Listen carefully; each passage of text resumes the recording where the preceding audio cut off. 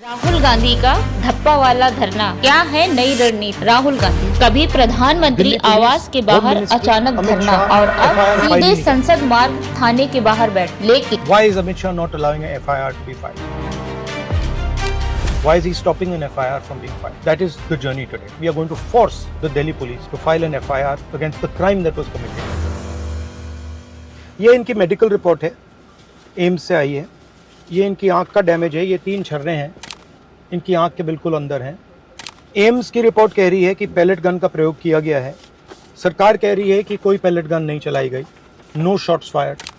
सरकार के 3 बयान आए हैं। इस बार कहानी सिर्फ राहुल गांधी के धरने की नहीं है। असली सवाल है आखिर एक FIR दर्ज कराने के लिए नेता प्रतिपक्ष को घंटों थाने के बाहर क्यों बैठ? और उससे भी बड़ा सवाल, अगर एक आम नागरिक के साथ ऐसा हो तो क्या उसकी शिकायत भी इतनी ही आसानी से दर्ज होगी? यही सवाल पूरे घटनाक्रम को एक राजनीतिक प्रदर्शन नहीं बल्कि एक बड़े लोकतांत्रिक सवाल में बदल।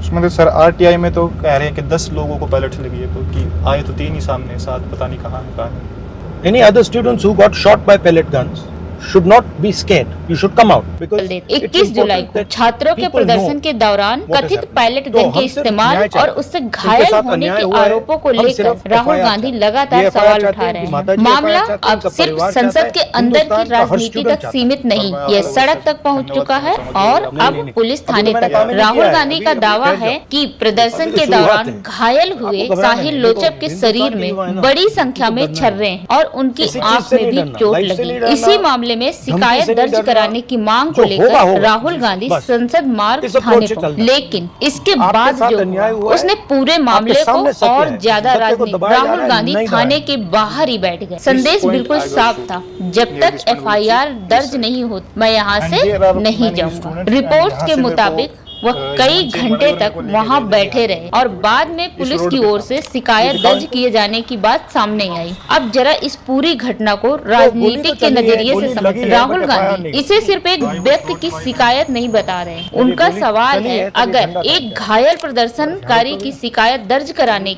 देश के नेता प्रतिपक्ष को घंटों थाने के बाहर बैठना पड़े तो फिर आम आदमी की क्या स्थिति? यानी राहुल गांधी ने FIR के मुद्दे को सीधे आम नागरिक के अधिकार से जोड़ दिया और शायद यही इस रणनीति का सबसे महत्वपूर्ण हिस्सा है। संसद का सत्र खत्म हो सकता है, लेकिन विपक्ष के लिए मुद्दा खत्म होना जरूरी नहीं। ये आई थी, ये लॉयर है इनकी, ये जो प्रोटेस्ट में गोली चली थी उसमें इसको लगी है, तो ये FIR फाइल करना चाहते हैं, तो ये कर दीजिए प्लीज। सर ये क्राइम ब्रांच में हो चुकी है?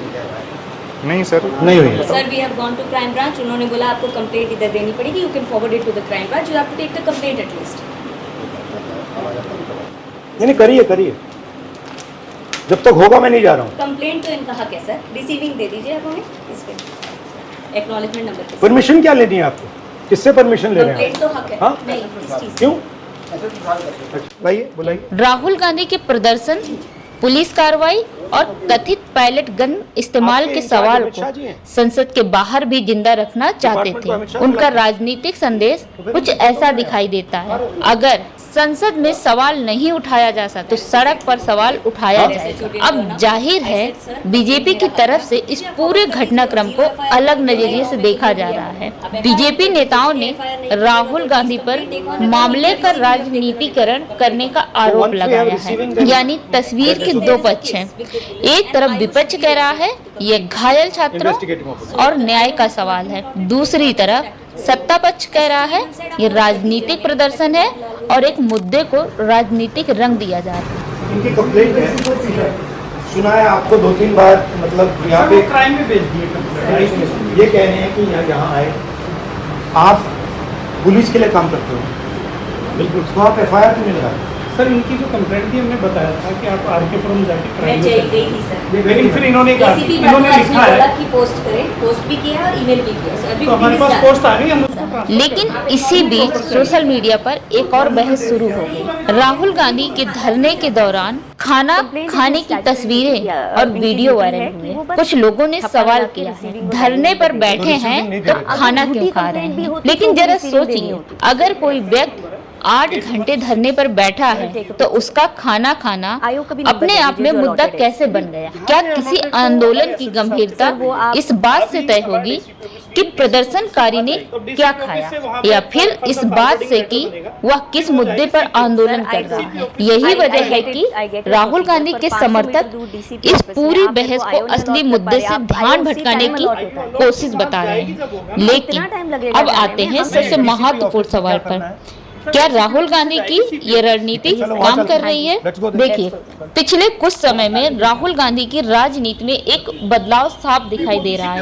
वह सिर्फ संसद में भाषण देने या प्रेस कॉन्फ्रेंस करने तक सीमित नहीं रहना चाहते हैं। वह मौके पर पहुंचते हैं, प्रभावित लोगों के बीच बैठते हैं और फिर प्रशासन पर सीधे दबाव बनाने की कोशिश करते हैं।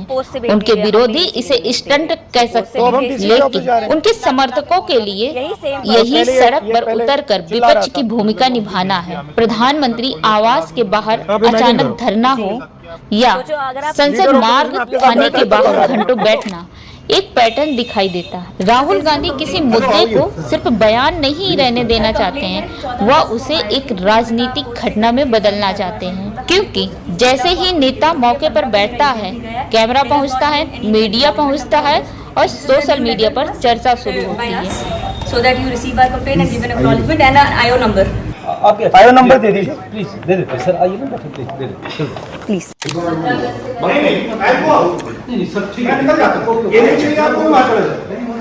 ये कह रहे हैं इसको अलाउड नहीं, मुझे अलाउड होगा, नहीं तो मैं जा रहा हूं बाहर। नहीं वीडियो बनाएंगे, ठीक है। Sir, Inspector Dinesh from Sansad Marg Police Station has been given the MLC of his from AIMS because he has 2 MLCs. One I have from Lady Harding. So the other one they are not giving specifically saying कि या तो हम आयो देंगे, हम court में देंगे अगर आप मंगाएंगे। नहीं, बेसिकली MLC मिलता है sir, you can not deny if the patient asks.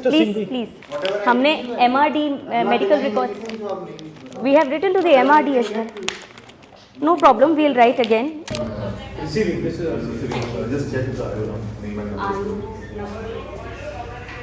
Sir where is the IO number? और फिर एक स्थानीय विवाद राष्ट्रीय राजनीतिक बहस बन जाता है। लेकिन यहाँ एक बेहद जरूरी बात समझना भी जरूरी है। पैलेट गन के इस्तेमाल का वास्तविक तथ्य क्या है? कितने लोग घायल हुए? चोट कैसे लगी? और इसके लिए जिम्मेदारी किसकी है? इन सवालों का अंतिम जवाब राजनीतिक बयानबाजी से नहीं मिलेगा। इसके लिए निष्पक्ष जांच और आधिकारिक तथ्यों की जरूरत होगी। अगर किसी व्यक्ति की को चोट लगी है तो उसकी शिकायत दर्ज होनी जरूरी है, और अगर पुलिस पर आरोप लगाया गया है तो उस पर आरोप की निष्पक्ष जांच भी जरूरी है। अगर पुलिस कहती है कि पैलेट गन का इस्तेमाल नहीं हुआ तो फिर सवाल उठेगा, घायल व्यक्ति के शरीर में छर्रे कैसे आए, चोट कैसे लगी और जिम्मेदारी आखिर किसकी? यही वह जगह है जहां राजनीति से ज्यादा महत्वपूर्ण होते जा रहे हैं तथ्य। क्योंकि असली सवाल राहुल गांधी बनाम बीजेपी नहीं है। असली सवाल यह है, अगर किसी नागरिक को गंभीर चोट लगी तो क्या उसकी शिकायत सुनी जाएगी? अगर पुलिस पर आरोप है तो क्या उसकी निष्पक्ष जांच होगी? और सबसे बड़ा सवाल, क्या कानून सबके लिए एक जैसा है? राहुल गांधी इस सवाल को राजनीतिक हथियार बना रहे हैं या लोकतंत्र में विपक्ष की भूमिका निभा रहे हैं? इसका फैसला आखिरकार जनता करेगी। लेकिन एक बात, संसद का सत्र खत्म हुआ है, लेकिन राहुल गांधी की राजनीति का खत्म नहीं हुआ।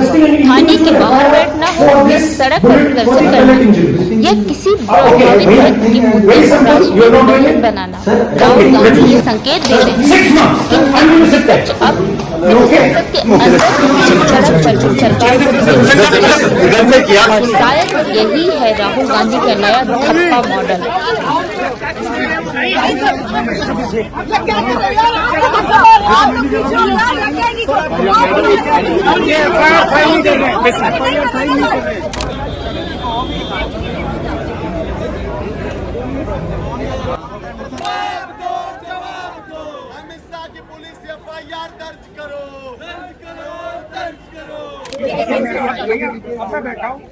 अब मैं बैठा हूँ, आप रिलैक्स कीजिए, आप अपना काम कीजिए, मैं बैठा हूँ।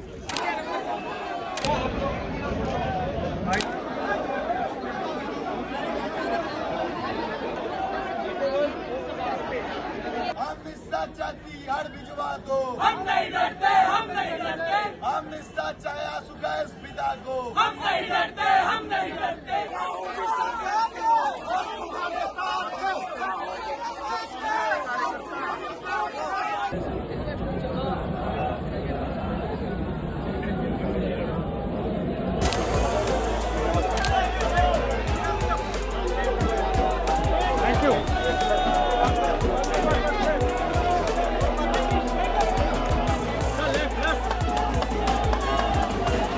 जीत न्याय की हुई है। ये एफआईआर न्याय की तरफ एक और कदम है मेरा, जो पहला कदम है। मेरे को खुशी से ज्यादा दुख भी है कि एलओपी के होने के बावजूद भी 8 घंटे लग गए कंप्लेंट दिखाने में, जबकि मैं खुद गवाह खड़ा हूँ। मेरे शरीर में 200 से ज्यादा थर्रे, उसके बाद भी मेरी एफआईआर को 8 घंटे में लिया गया, और शायद ये ली भी ना जाती अगर एलओपी मेरा साथ न देते तो। भारत के हर छात्र को मैं यही कहना चाहता हूँ कि आपको विश्वास रखना, आपकी आवाज को कोई नहीं दबा सकता जब तक ऐसी जननायक भारत में है।